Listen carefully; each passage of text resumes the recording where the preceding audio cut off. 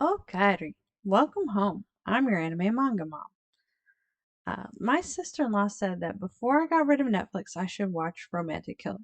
So I put that on after finishing the last one, which I think was Way of the House Husband. Really hilarious. I loved it.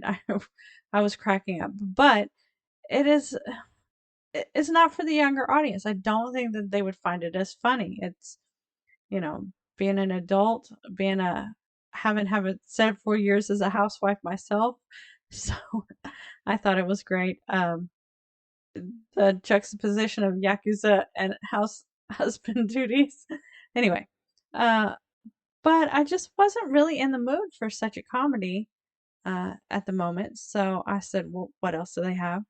And I saw Vinland Saga on there, and I have seen Vinland Saga on Crunchyroll as well. Let me just tell you, it is a masterpiece. I am loving Vinland Saga, and I've heard a lot of people say great things about it. I've heard a lot of people say, you know what, it's really violent, but it is the only thing that my uncle, my cousin, my father, my whoever else was not into anime wouldn't give it the time of day. They watch Vinland Saga and they're hooked. And I'm like, well, that's a glowing review. I have to try it out. So I clicked on it, started watching it, and I'm watching it in the English dub. And so my husband's a lot more apt to pay attention because he doesn't want to have to fight the subtitles and fight the sleep. Let me tell you, if I can get him to sleep a little bit earlier, I'm one happy camper because I want to watch a couple episodes of this. It is wonderful. It is the animation is fantastic. He even said that the intro animation for the theme song, and I love the theme song. I had to buy it. Uh, it's Mukanjo by Survive Said the Prophet. And yeah, I had to go to the Apple Store and download it for myself so I could learn the Japanese words. And of course, as soon as I do, they changed that intro. And so now I'm on the second intro. Um, it's about a young Icelandic boy. Uh, his father was a famous warrior, famous Viking warrior, and he had done a lot of atrocious things. Um, and he decided that he was done with that. He's seen enough blood, he's caused enough death, and now he wants to be just a goat farmer. And so he goes to this village.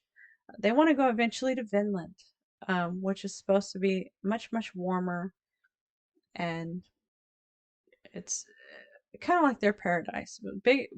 A great place to raise a family.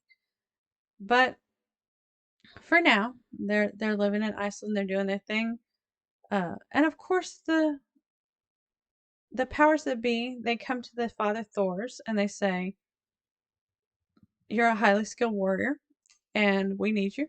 And if you don't come, we will raid your village, and you will have nobody left. And do you want that on your hands?" And he's like, "Oh no, no, I don't. I will come with you. I will get a small band of soldiers, and we will do what we have to do." Little does he know that someone else has put a hit out on him. They've hired a Dane uh, to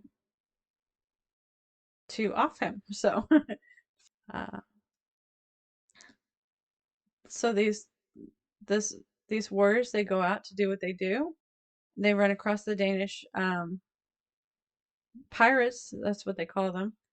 Uh, they all had these impressive Viking ships, uh, and there is a battle. Thor's son, Thorfinn, sneaks onto the boat, hides, laying in wait until there's no possible way that they can take him home. They're past the point of no return. And then he pops out and he's like, "Surprise! Here I am, Dad."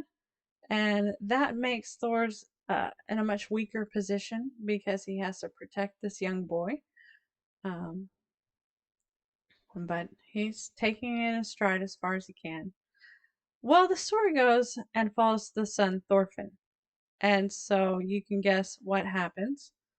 I don't want to give any spoilers, but this is the story about his upbringing. Now he is a young boy, probably under 12 when he stows away, and then he has to care for himself, because these Danes are not, they're Vikings. They're not warm and cuddly. They don't provide for him. They do not care for him.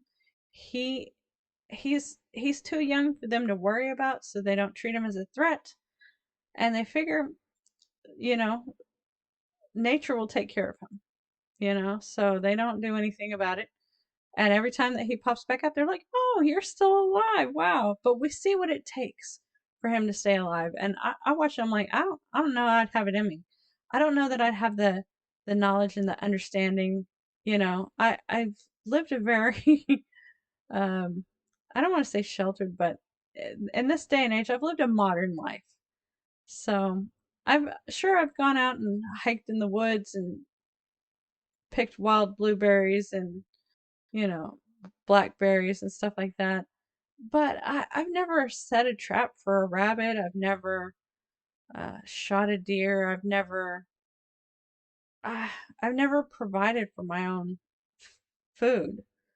So I go to the grocery store and somebody else has done it for me. Or, I have had some venison that friends and family have gone out and shot and butchered and prepared themselves, and you know, uh, but me myself, no, no, I don't know if I could do it.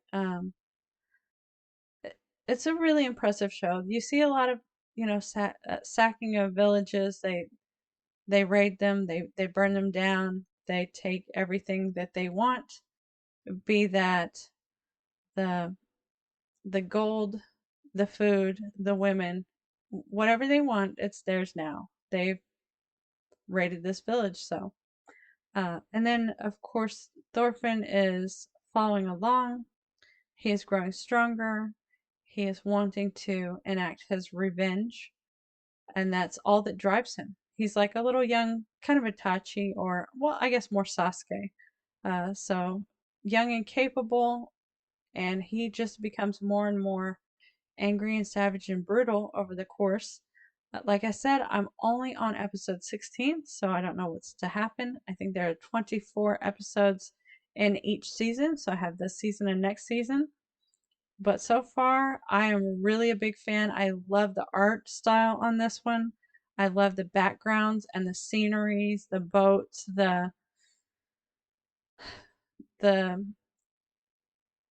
people's faces, their emotions. Like you get to see the savageness of Thorfinn, juxtaposed to he's the prince, the Danish prince. They're both the same age. Anyway, I don't want to give too many spoilers. Just check it out. It's been fantastic so far. Loved the first intro. Loved the art style. It's very period worthy. They try and put in a lot of factual information. Of course, it's a story, so it's not based on a real legend or anything, but it's really, really good. Anyways, that's my take on it. So happy to be able to bring you something that I enjoyed wholeheartedly instead of felt conflicted about like the last one. The last one was very, very thought provoking, but I struggled with myself over whether I liked it or not. Um, and I definitely thought that there were things that were mishandled, but this one, I think it's great. I think that they've handled it true, true to the spirit of the story, true to the Viking lore. It's it's a really, really great, living vicariously through poor Thorfinn. Uh, I feel for him. And then he's tormented by the teachings of his father versus the teaching of Askeladd, which is the one who he wants revenge on. Um, yeah. Anyways, check it out. If you've seen it already, let me know. Let me know what your favorite part was, I guess. Of course, I'm only episode 16, so yeah, I'll take spoilers. I don't care. I don't care. I'm not that bad. Uh, I prefer not spoilers, but I know if you love a show, it's great to be able to talk about with people who love it as much as you. So yeah, go ahead, go ahead. Tell me your favorite part. Tell me what I should watch next. I'm thinking it's gonna be. I'm gonna try that time I got reincarnated as a slime again. I started it a while back. I watched a couple of episodes, but it just didn't grab me. I didn't connect with it very much. But I've heard so many people say that it's one of their favorites, and now I really have to give it another shot. So, uh, but if you have another suggestion, I might do that one on the in between. So, all right. Have a great week, and I'll talk to you again next time. All right. Thanks. Bye bye.